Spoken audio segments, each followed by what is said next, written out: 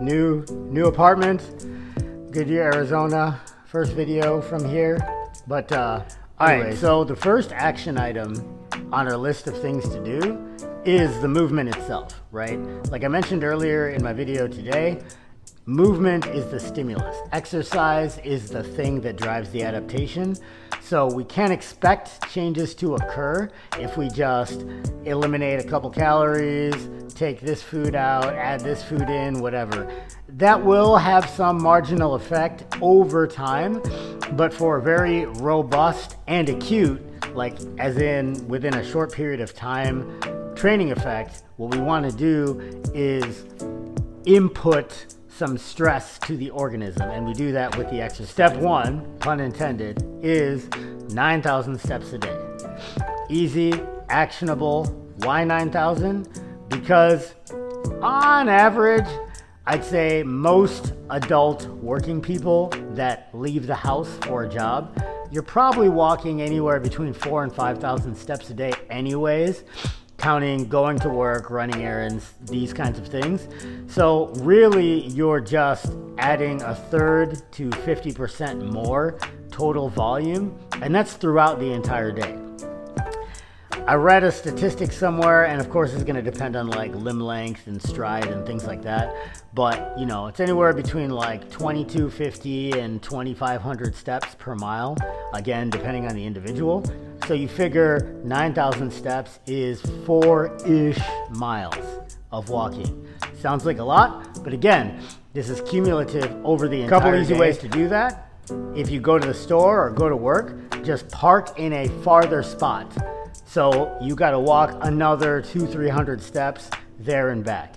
If you work on an upper floor, take the stairs, at least on the way down, if not up and down. If you have to take a call, get up and walk around while you're taking the call. You know, leave the office and go walk outside. Things like this.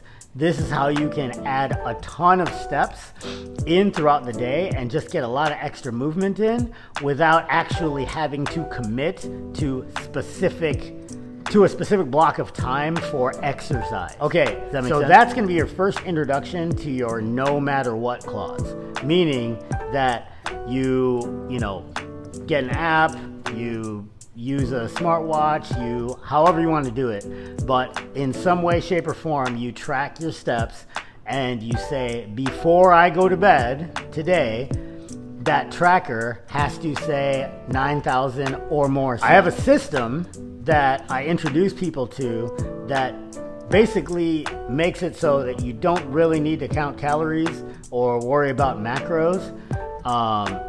You can if you like, and it does track if you do that as well, but you basically use this. First thing we do is we calculate for protein. So we want to have 3 to 4 of this as our maximum size of protein per meal. Minimum is going to be half this, okay? So if you're somebody that for whatever reason, you're not a big fan of protein, and this includes if you're vegetarian, you can do tofu or whatever, soy is fine, but that's gonna be, in solid food, our measuring unit, 1 fist. Why? Because it's your fist, and so it scales to you. If you're a bigger person, you'll probably have bigger fists. It's not perfect, it's not laboratory calibrated, right? But again, this is just ballpark, get you on paper, let's start establishing some good habits. You can replace one of these of solid food with a whey, casein, soy, some kind of shake, meal replacement substitute, that's fine. But again, the scheme of maneuver is 3 to 4 protein feedings a day, and if it's solid food, we're going with this. For micronutrients, okay, we want to get half of this, okay, and half of this is going to be a green thing that you like, so vegetable, but could be a fruit too, and then the other half is going to be something with color that you like, vegetable or fruit. Why? Because the green and the color typically in nature indicate a plethora of various vitamins and minerals. usually the minerals coming from the green thing and the vitamins coming from the colored thing, but it's pretty much a mix of either. So we can go, for instance, like spinach and red peppers. We could go cucumber and orange, or whatever the case. You're looking at 4 to 8 ounces of food, depending on the food, per fist size. So right there between 2 fists, one of protein and then the other one being half green and half colored vegetables and or fruits, you're looking at about a pound of food right there of protein. Number one, and fiber. You get your protein requirement fulfilled.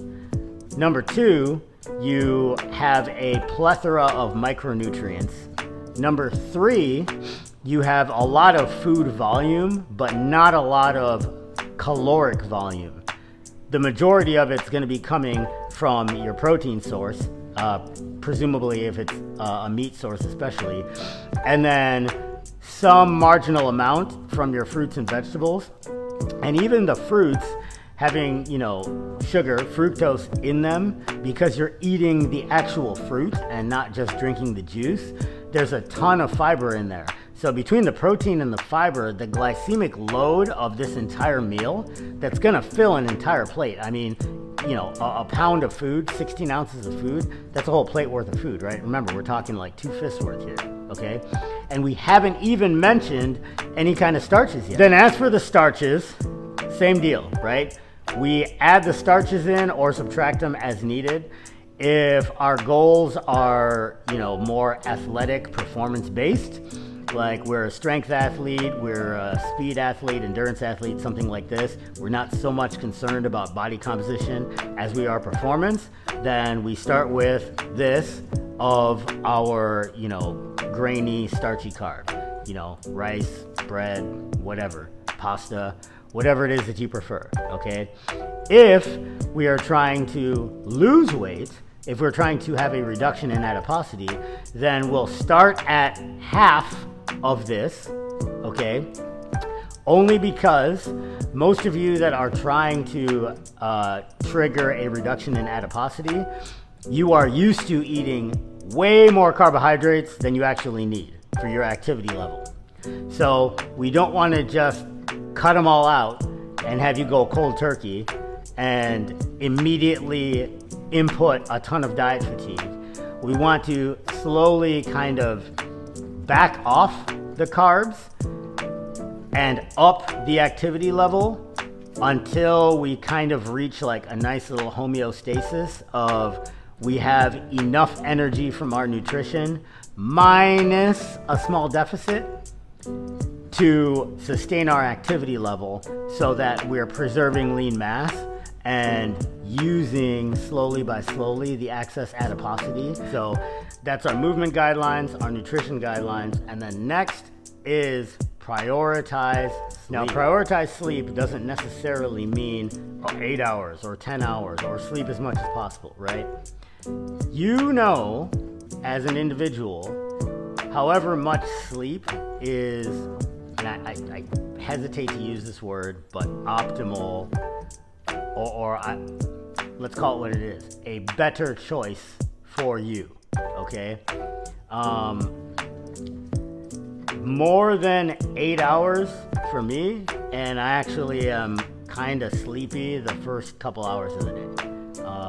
I like 6 or 7 and it's perfect. But, I'm an Army guy, I can function off of 3 or less if I have to. It's just not great, right?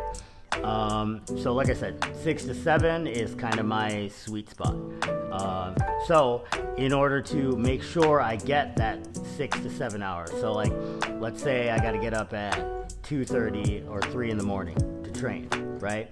So back off 6 hours, that means I'm in bed by 9 p.m., 2100. So that's it. That is my kind of starter kit for beginning your fitness journey, 0 to establishing good habits. Thanks for supporting the channel. Consistency is a superpower, and stay in the fight.